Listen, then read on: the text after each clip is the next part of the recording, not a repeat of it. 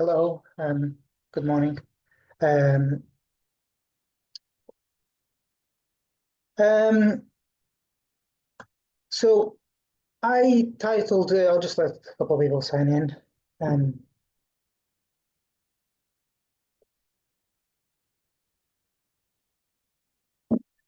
Um, well, this kind of complicates matters for me because I kind of felt that not many people would actually come here today because of the time difference, but actually this actually complicates matters further. I have to think about this. I don't really know. We'll have to see. Um, anyway, so I titled this talk as Beyond the Heat, the process is more important than the prize. And my thinking here is that you have to put in the discipline to be prepared before everything hits the fan. So by that I mean, let me just make sure that the microphone is working okay. Hopefully you can start hearing me. Okay. By that I mean, I try my hardest to set up the portfolio with different exposures to different aspects of the economy. So I have, let's say, for the case of our discussion, I have like two energy nuclear ideas. I have obviously the two that got hit yesterday, two semiconductor ideas, which is NBIS and CRDO technology. So you have to participate in the potential that the economy will bring. You have to participate as an investor, but you don't want to participate to a level that you get a bit uncertain and a bit nervous. I was up quite a lot going into yesterday. The performance was really, really strong, and I gave back a lot of the gains. I closed out last night the laptop, and we were up about 8%. And I wasn't bothered. I was like, yeah, whatever, man. I I slept like a baby, uh, and I often don't, because I was prepared. I was prepared for these events. So psychologically, I have two things that I try my hardest to instill in you as investors, when you set up your own portfolio. And what I'm talking about is the discipline that you need to put in, not to chase every single idea that comes your way, to get very thick-skinned at being used to saying, you know what, for the sake of our discussions, let's use this as an example. Let's say all the quant stocks are going up. Oh, well, quant, yeah. And you have to be in a position to say, you know what, that's okay. I'm not going to be participating in that because I don't think that it has these two things in place. These two aspects of the process that I will keep repeating throughout our talk today. Number one, invest when the expectations are muted. That doesn't mean you are not buying when the share price is high. It doesn't mean you have to buy when the share price is low. Muted expectations means that what you're getting involved with, what you're trying to buy today, relative to where it's going to go. Okay, this is really important because people get confused, like, like before, just as an example, people are like, oh, uploving is high already, like it's already gone up 200%. Like, why would you recommend this now again? And I'm like, don't try and think about where it's come from. Think about the expectations relative to where it's going. That's the first. Okay, expectations matter. And secondly, also very important, try to think in your mind whether those free cash flows are going to be higher next year than they are this year. Yeah, I use the free cash flow. You can use profitability. It doesn't really matter. These are just terms. But think hard about that. Is the business going to be more profitable next year than not? Are my expectations going in now better or not? And I'll just talk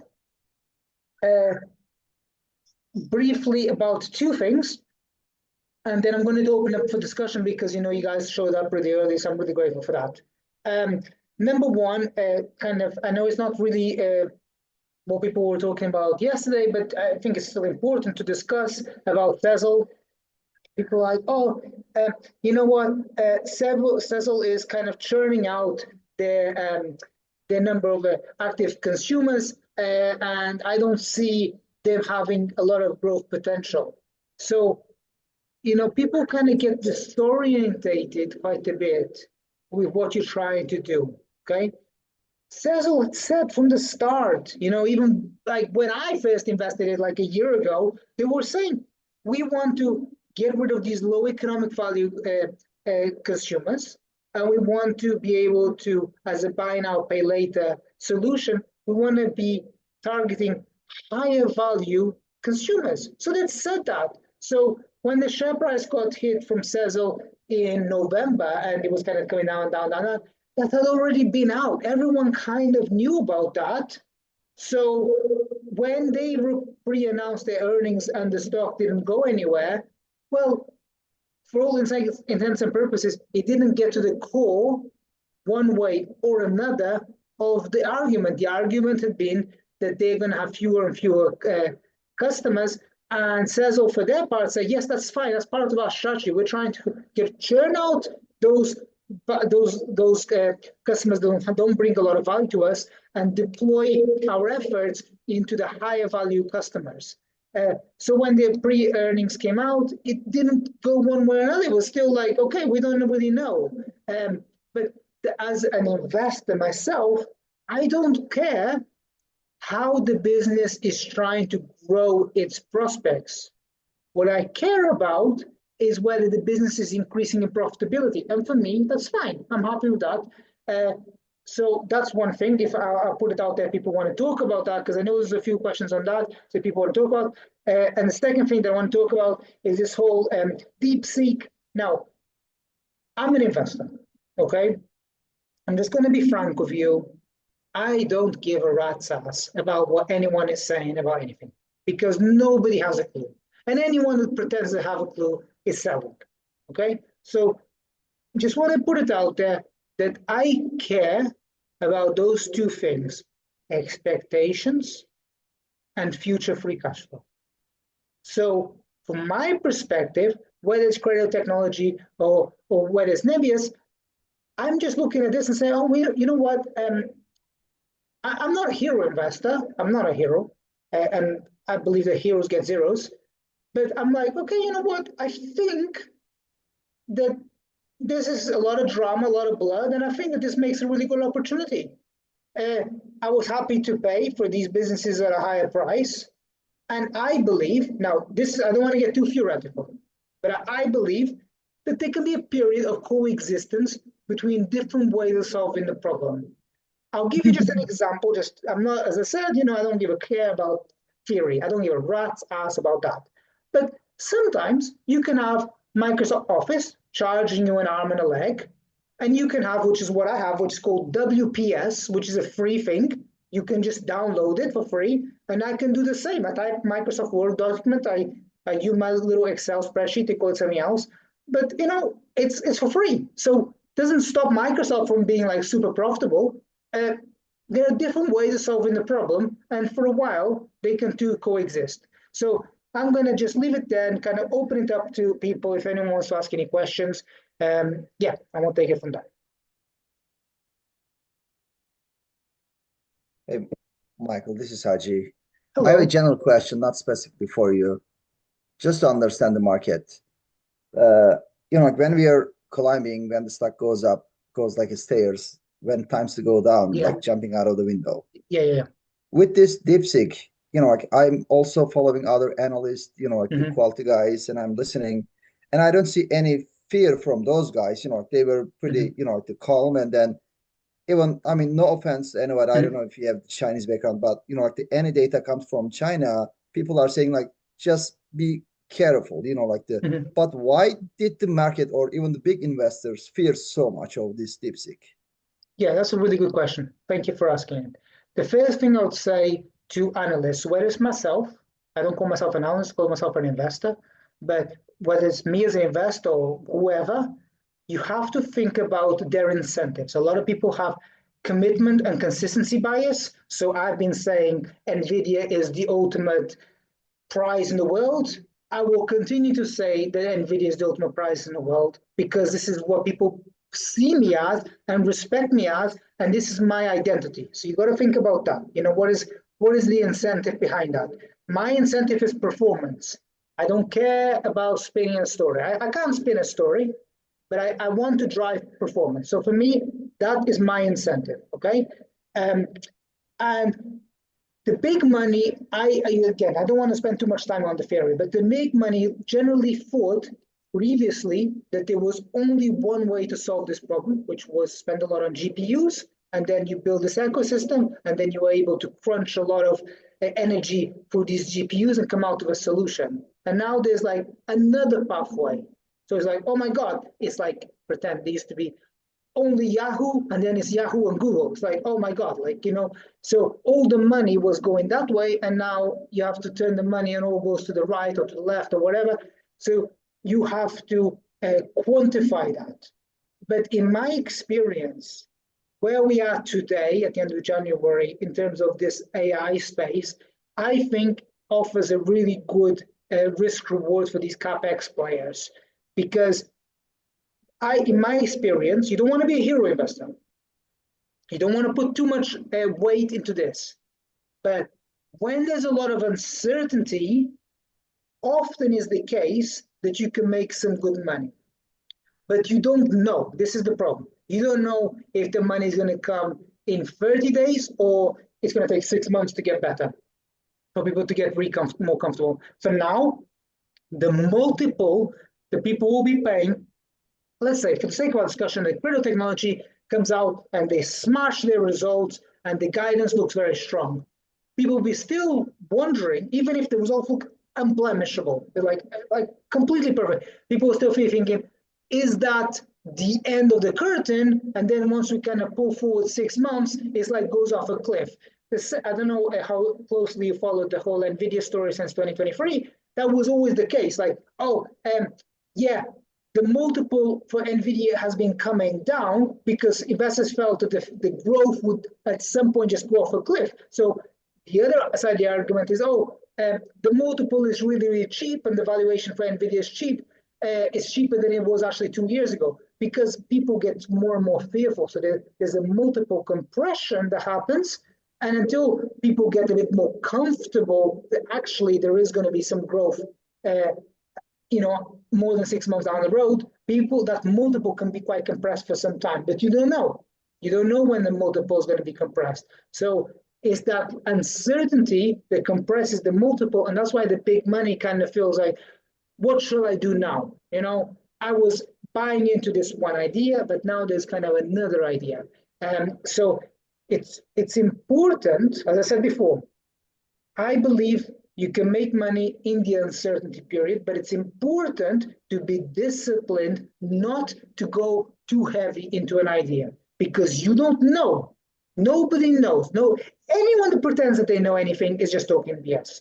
You need to have a bit of discipline to say, you know what, I want some exposure to this, but I don't want everything tied up to it, because my family has had to work really hard, and that's used a lot of time to invest that money. I have a responsibility because I'm working for my family and I think about them, I have a responsibility to make sure that I risk manage it properly. Risk management kind of gets a bit of a name in and of itself, but you just got to have a tiny bit of common sense and say, you know what, I've had to put in so many hours of grind into this, like I've accumulated this amount of money, so it's my responsibility to make sure at the end of 2025 that I've outperformed the market, not by trying to be a hero, because 2024 was a really favorable market. Like every stupid idea I had worked out. I was like, oh, that's not quite true, I'm exaggerating for the sake of that discussion, but it was so favorable. You could be the dumbest guy. It was like everything. It was great. It was so easy. But I've been saying for a while that I don't think that 2025 is going to be like that, because the market the market is even today after that sell-off yesterday. The market is so stretched, man. It's like it's those multiples are insane to me. I can't understand how it's going to go from here, but I'm not in the game of making bold macro calls. I'm trying to pick individual companies, whether it's credit technology or whether it's NBIS. I'm trying my best to think about this isolated business. Can it grow the free cash flow? That's it. I know it's a bit of a long-winded answer. Sorry about that. Thank you. Hey, Michael, it's Daniel here. I appreciate your summary on all the recent additions. I think that, yeah, just seeing the timeline of Sezzle, like if you rewind it, I appreciate you kind of giving us that context because I think that dropped off a lot of our radars once we did the sell. But based on, the previous trends, I can totally see, like you said, it going above 400, even higher to that 500 target. One thing I was curious about is maybe shifting a little bit gears is what are you looking for in this next series of earning rounds? What are you thinking about selling / what are you interested in as like targets, spots? Very, very good question. Thank you for asking, Daniel. Daniel, I love your hair. I really always wanted to have that cool hair, man. Like I'd never been able to have the confidence, but I love your hair. I really like it, man. Thank you. I've got a friend of mine who also is Danish, has that kind of hair as well. It's like really nice hair. Okay, so I really want to get rid of some stuff in the portfolio. I want to get rid of Luna intuitive machines as soon as possible. I just want to get rid of that. I believe that it's important when the market is strong to take that risk off the table. Sorry, I'm not going to say like that. I want to say when investor sentiment is particularly bullish, I like to sell into the strength. That's the counter of not having to have a stop loss, because when you have a stop loss, it's like you're kind of selling into weakness. It's basically saying to the broker, oh, you know what, you can have my business cheaper than I pay for it because whatever. And I don't like that. But so the counter of it is when you sell into strength, you're selling at the maximum equity price that up to that period of time it's trading at. And I like to do that. You're not in the game of trying to pick the tops. So we did quite well there. So I want to kind of park it there. I don't want to be a hero. I'm also trying to get off DraftKings. I'd like to get rid of that. I'd like to get rid of Samsara when that gets to 60, hopefully soon. I want to freshen up, and I want to kind of move slightly a few more names, kind of quote unquote, these slower growth names. Something like a Teladoc, which I really like. I really like Teladoc. I keep going on every Tuesday. Every Tuesday I come up for like more than 3 months, 90 times like a day. Like I really like this Teladoc. I like liquidity services. These kind of businesses that are not like you're not having to extrapolate too far forward. You're just saying, hey, if the business continues as it is, good things may happen. I like this kind of thing. Like something like Asana, it's like businesses that are not you're not having to pay such a high multiple. I'm kind of trying to. This is where I'm trying to diversify into. But I'm not making, Daniel, a macro call of like, upcoming earnings seasons coming out, and I want the exposure to this. And like, I'm very agnostic, and I just try my best to think about the setup of the expectations.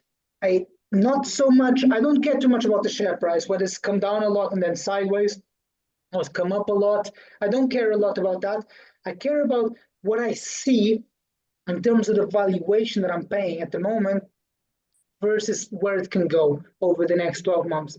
And you and I discussed this before, back in, I think it was late December, things were just kind of sizzling, like the market was really hot. And I was like, okay, I want to bank as much of this as possible because at some point, and at the time, I remember saying, okay, I know you don't believe me. I know you don't believe me now, but at some point, the market's going to sell off and it's going to be days of blood. And like, it didn't make a lot of sense then. I was kind of saying it and people were like, yeah, market to the moon, AI to the moon. I was like, no, it's, you have to be careful.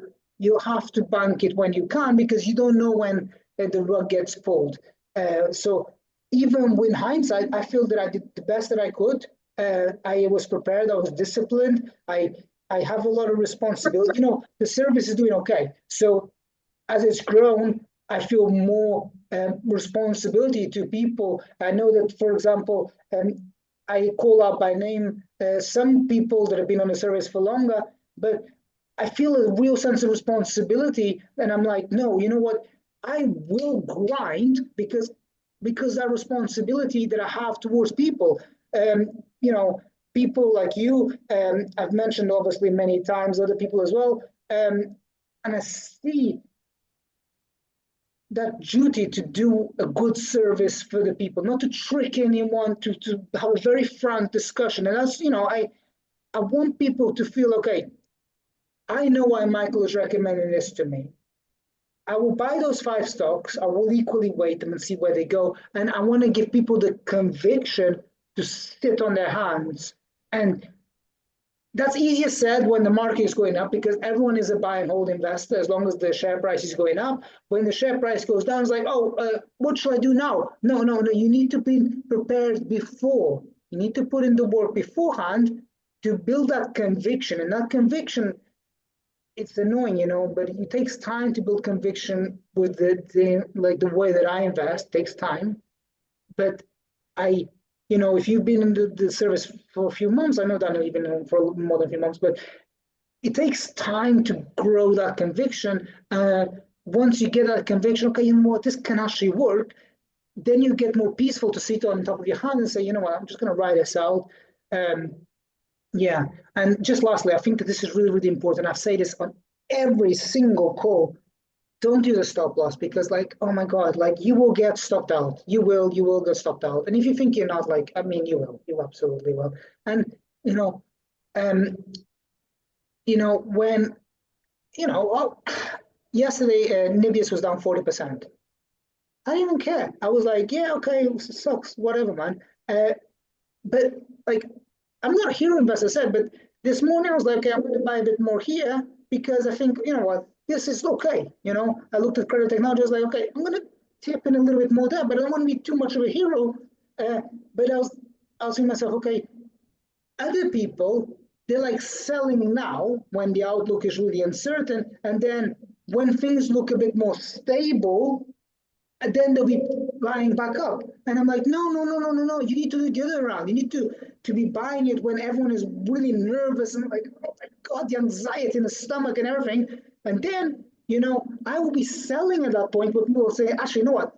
Things are okay. It wasn't that bad. And I'll be selling them. And these names that really drive the performance, for example, I don't own this anymore, but, for example, with Hims and Hers, that was a good example of that. It was really, really volatile. It was volatile at around 10 to 12, then to 14, and then back to 10, and then to 16, and then back to 10, and then it was to 20, and then back to 16, and it was really, really volatile. And when I sold it at 28, the moment I sold it went up to 32. I was like, okay, man, whatever. I'm not in the business of trying to time the top. But now in hindsight, it's like, oh, what? You know what? That capital's being deployed elsewhere. And, I'm not in the business of trying to time the top. But there's plenty of money to be made along the way. You just have to wait. That's the thing. You have to be quite disciplined. And you have to wait for the setup to show up. And that's really difficult. It's easier said than done. When I started investing, I was really aggressive, and I was trying to beat the market and stuff like that. And it took me a long time. It took many, many years. I'm not going to say it was overnight, but once I reversed the role and I think much more about trying to preserve the capital rather than growing. Once I turned that over and I thought about, hey, I need to keep the money, keep the performance, the actual performance did much better. So you can't come to the market to prove your ego. You can't come to the market to say, oh, you know what, the market is wrong about CRDO technology. Yeah, the market is wrong about this. The market is wrong about that. No, don't come to the market to prove your ego. The game is slightly different once you come to the market to preserve the capital. Yeah, okay. I've waffled on for a really long time. So thank you, Michael. Hi, Michael. I'm Sitaram here, based in Singapore. Hi. Hi, can you hear me okay? Yeah, very well. Thank you. All right. First of all, thank you very much for organizing the session in Asia-friendly time. And also thankful, I wanted to thank you for all the service that you have been giving to us. Thank you very much. I've been subscribed for more than a year, and I really love your service. Now, I'm coming to the question. Do you consider management quality during your reviews? It's a one question that I always wanted to ask you. As part of your analysis, it's very clear that you look at the profitability, cash flow, valuations, and the business, etc. It's all fantastic. I have no questions there. Yeah. But one thing in the back of my mind is I wanted to Yeah. ask: do you consider management quality as part of your recommendations? And do you also, validate the auditors and their credibility, etc.? Okay. Because this one question that I discussed with you Yeah. with regards to Cecil, because I Yeah. reviewed the books, Mhm. so I wanted to check on that. Yeah, That's a question on my side, basically. Thank you so much. This is a really good question. And I'm going to be 100% transparent with you. Okay. To me, it doesn't matter too much what the management says. Okay. I care about how much capital they have in the business. Okay. Slightly different. Okay. If they have very little capital and they're like really enthusiastic and they're like, oh my God, this is like the next, like whatever, Jensen Wang, whatever, I'm like, no, dude, that's not going to cut it for me. But if the person's quite low spoken, I'll give you a really good example. AppLovin, Adam Forgelli or something like that, the guy practically says very, very little. The AppLovin CEO says very little. Yeah. The share price was up 1,000% last year. Okay, so this guy, I can't remember the percentage. I think it's around 17, more or less. You can check it afterwards. I think he owns about 17% of AppLovin, like fully entrenched CEO, visionary, blah, blah, blah. But it doesn't say much. So is he a good manager? Like, he doesn't say much. He's not trying to persuade. He's not on CNBC every other week trying to sell your stock like Palantir's CEO. Is that a good manager? I don't know. The share price did okay, but I don't know. So I don't try to make a call on that. And this was something that I know that a lot of people really like to get a feel for the management, but I know from my own experience that I can't. And I know from studying a lot of investors that really good investors that sometimes they feel like they know the management and then they get surprised. I'm not going to badmouth Buffett, obviously, but even Buffett has at times kind of got into situations with certain managements that kind of looked one way to him. And obviously, Buffett's like the world's best capital allocator. And sometimes it looks a certain way. And actually, once you build a bit of a relationship over a few months and years, you kind of see a different side of the equation. So I can't play that game, and I'm not going to try to play that game. I lean further into my strength. That's on management. Secondly, as a business grows its market cap, they can spend more money on a higher quality auditor. And, this was the thing with Giga Cloud Technology. Everyone's like, oh, these guys are KPMG China, and it's a fraud, and this and that and the other. And everyone kind of jumps on that bandwagon, and that the auditor must be it's fake results. The same with Cecil, because like the auditor is like not well known, but these are relatively small businesses, and that's a really poor argument not to back businesses that are growing because the auditors are not well known. It's quite easy to fake profitability in a company. It's really easy to fake profitability. What's more difficult, and very few auditors will actually bother trying to mislead investors, is to fake cash. Cash is quite simple. You log in, you get the statement from the bank, cash is cash. Profitability is a question mark. Let's say, for example, I have a certain amount of revenue and I amortize my cost at a certain rate, it increases my profitability. That's why I don't touch. When I discuss stuff, I generally think a lot about free cash flow, because cash is cash. But profitability, it's a question mark. So about Sezzle's auditors not being that well known, that's not a big deal. There's a bigger question, which is whether or not they have enough growth going forward if they kind of keep churning out their customer base. That's a different question. But the auditor, I don't think it's a problem for me. And about the management team, I know that some people really are very passionate about that understanding the dynamics of the management team.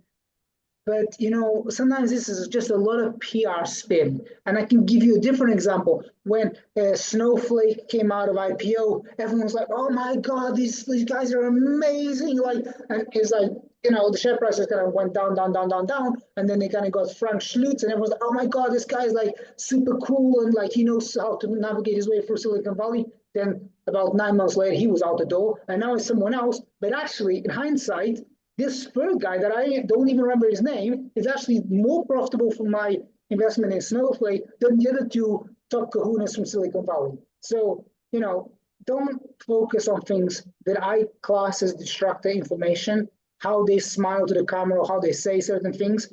Just focus on the prospects of the business. Really, for me, I know it's boring to say this, but think about the free cash flow of the business. And I know it's like something that that's not exciting. I get it. But you need to build a wall so that you can lean against that wall and know that nobody's going to come from behind you and pull the rug from behind you.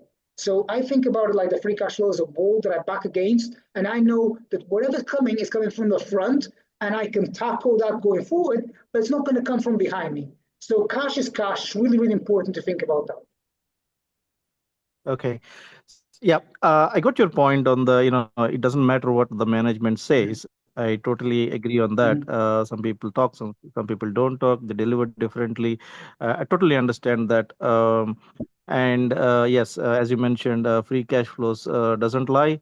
But so long the results are audited and not inflated, the numbers are not inflated, I think that should be good. And I just wanted to check whether your analysis will incorporate these things of management checking and auditor checking, etc. So now I understand you have less attention on that. Yeah, correct.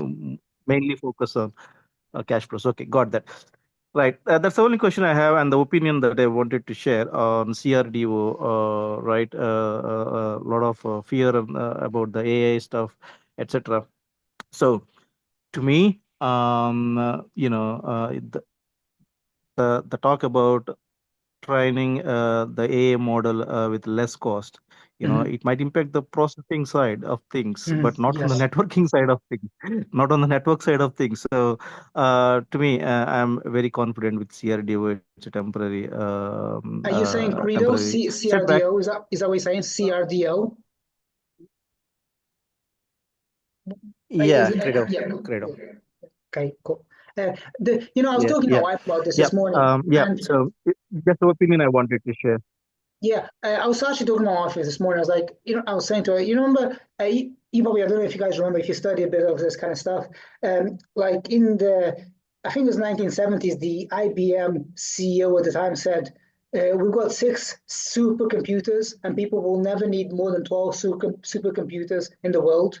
And with the passage of time, as the technology became cheaper, people started adopting computers.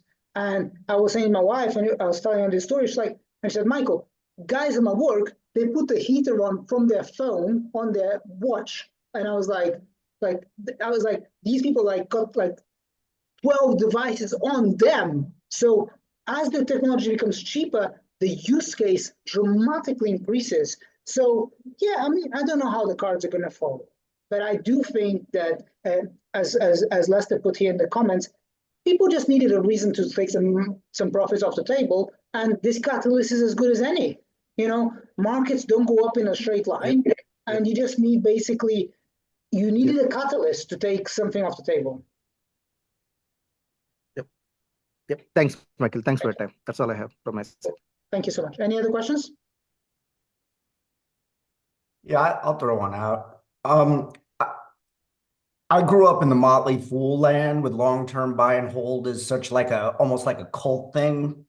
And I realize as I'm figuring out, I guess I want to just make a statement and see if you agree with it. You know, long-term buy and hold investing feels to me like you're trying to climb Mount Everest. And, you know, you're going to hold the stock for 20, 30, 40 years. And some people take all kinds of pride in that. Yeah. And I find myself massively overloaded with information. And you could read 30 papers on NBIS right now. Yeah. So I guess my question is, does your price target and inflection investing does it help you massively filter information? Because like I had a friend tell me, oh, the big hyperscalers, they're going to run NBIS out of town. They have 9 million GPUs and they, you know, so I guess my question is, if you know, I just got to get NBIS to 50 or 60 and I'm fine, you don't necessarily have to know the character of the CEO, the quality of all the competition. So I'm curious if it's like you just have to get up the mountain a little bit, get out, live to fight another day. Is this right? It's really like, I don't know if you've read about Ben Graham. I know you wrote a book. Sure. Like what Ben Graham was doing was like buying these 50-cent dollars, you know, just buying things for half price, selling it when it gets to full price, walk. Buy 50-cent dollars, walk. I'm doing exactly the same thing. I'm doing it. It's like I'm looking at free cash flow because that's what resonates my temperament. If I was to buy things on a book, maybe I would just be in a different part of the market. But it's basically the Ben Graham strategy. In fact, when Walter Schloss, I don't know if you're familiar with Walter Schloss, when Walter Schloss came after Ben Graham, he was looking the same technique as Ben Graham. He actually did his hedge fund for 50 years, I think it was, and he lived a really long time. And he was also just doing price to earnings and just kind of flipping these things.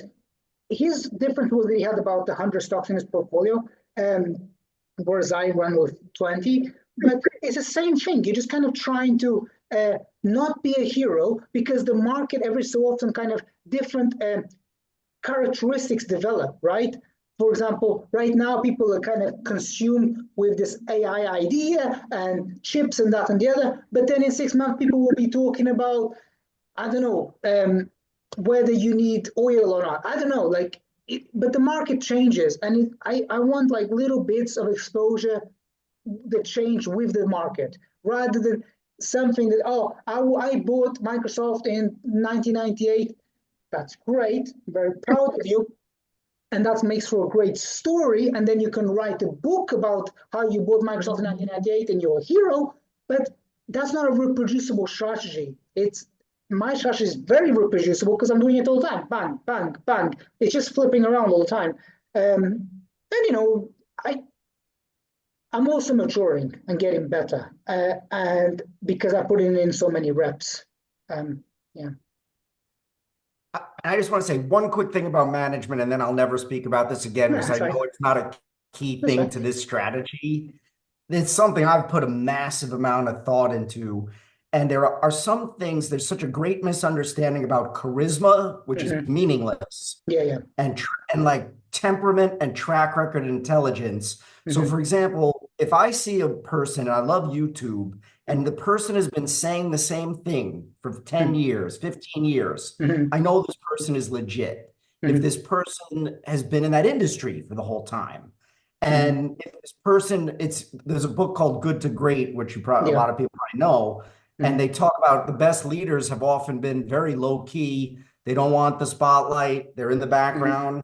So anyway, I just had to throw that out there that when I see those guys and I have to see it both in the CRDO CEO strikes me as very legit, and I happen to really like the NBIS CEO. But anyway, that's the end of that subject.